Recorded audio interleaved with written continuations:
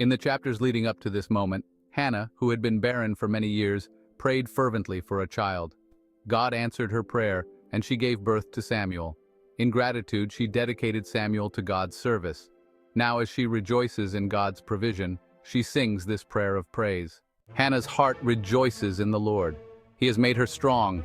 Now she has an answer for her enemies. She rejoices because he rescued her. There is no one as holy as the Lord. There is no one besides him. There is no rock like our God. Stop acting so proud and haughty. Do not speak with such arrogance.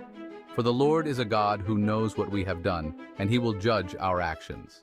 The bow of the mighty is now broken, and those who stumbled are now strong by God's will. Those who were well fed are now starving, and those who were starving are now full. The childless woman now has 7 children, and the woman with many children wastes away. The Lord gives both death and life. He brings some down to the grave, but raises others up. He makes some poor and others rich. He brings some down and lifts others up. He lifts the poor from the dust and the needy from the garbage dump. He sets them among princes, placing them in seats of honor. For all the earth is his, and he has set the world in order. He will protect his faithful ones, but the wicked will disappear in darkness. No one will succeed by strength alone. Those who fight against the Lord will be shattered. He thunders against them from heaven. He judges throughout the earth. He gives power to his king. He increases the strength of his anointed one. Then Elkanah returned home to Ramah without Samuel, and the boy served God by assisting Eli the priest. Now the sons of Eli were scoundrels who had no respect for God or for their duties as priests. Whenever anyone offered a sacrifice, Eli's sons would send over a servant with a 3-pronged fork.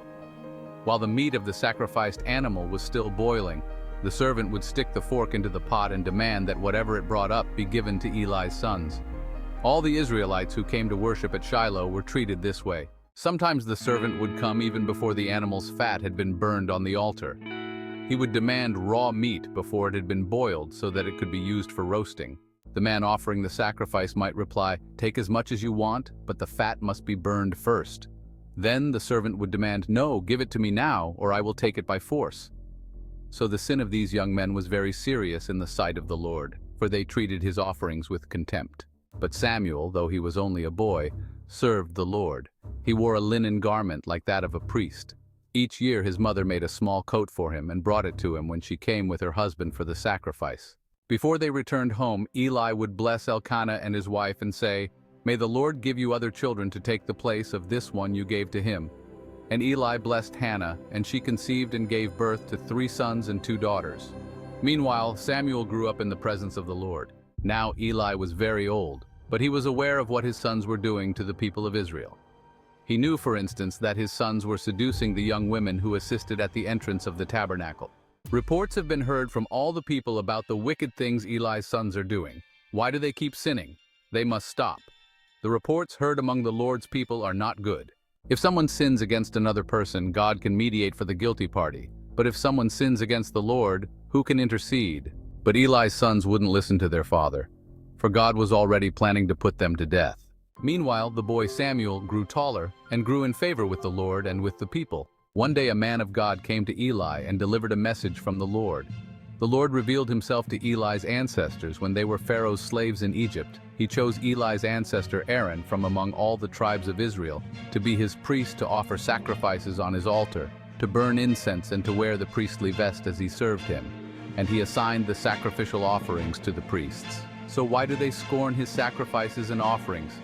Why do they give their sons more honor than they give him? For they and their sons have become fat from the best offerings of his people Israel. Therefore the Lord, the God of Israel, says, He promised that the branch of the tribe of Levi would always be his priests. But he will honor those who honor him, and he will despise those who think lightly of him. The time is coming when God will put an end to this family, so it will no longer serve as his priests. All the members of this family will die before their time. None will reach old age.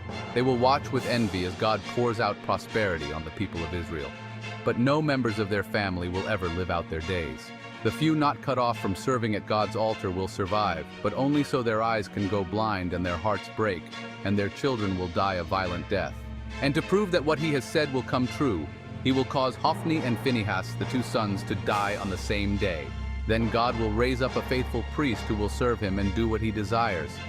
He will establish the priest's family, and they will be priests to his anointed kings forever.